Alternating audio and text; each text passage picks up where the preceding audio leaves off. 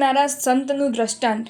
દૂર દેશથી પદયાત્રા કરીને આવેલા એક સંતે એક ગામના પાદરે આવેલા મહાદેવજીના મંદિર પાસે નિવાસ કર્યો। તેઓ મહાદેવજીની પૂજા અને ભજન કીર્તન કરતા। સંત ખરેખર ભગવાનના ભક્ત હતા। તેમના તરફથી ગામના લોકોને કોઈ પણ જાતનો ઉપદ્રવ હતો નહીં, પણ ગામના લોકો ઘણા દુષ્ટ હતા। તેઓ આ સંતને ઢોંગી સમજીને મંદિર પાસેથી પસાર થતી વખતે રોજ તેમના ઉપર ગાળોનો વરસાદ વરસાવતા હતા। પણ સંત તો શાંત, સહિષ્ણુ ને સમજદાર હતા, તેથી તેઓ ગામના લોકોની ગાળો શાંતિથી સાંભળી લેતા। તેમના ઉપર ગુસ્સો કરતા નહીં, હૃદયમાં તેમની ઉપર વેરભાવ રાખતા નહીં ને તેમની સામે ગાળ પણ દેતા નહીં। આથી તેમને રોજ વિનાકારણ ગાળો દેનારા ગામ લોકો છેવટે થાક્યા, હાર્યા, શાંત થયા ને સંત પાસે આવ્યા।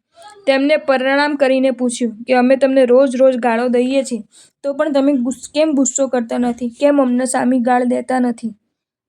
સંતે હસીને કહ્યું, સાંભળો, તમે મને 100 રૂપિયા આપવા ઈચ્છો તે હું લઉં નહીં તો તે કોની પાસે રહે? ગામ લોકો કહે, અમારી પાસે જ રહે। સંત ફરીને કહ્યું, તમે મને ગાળ દો તે હું લઉં નહીં તો કોની પાસે રહે?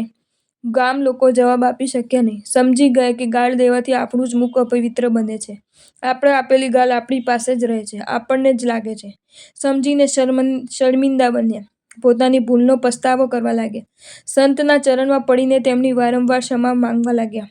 હવે તેઓ સંતના પરમ ભક્ત બન્યા, તન મન ધનથી તેમની સેવા કરવા લાગ્યા ને જીવનમાં કદી પણ ગાળ નહીં બોલવાની પ્રતિજ્ઞા કરી આ ભવ પરભવમાં સુખી થયા।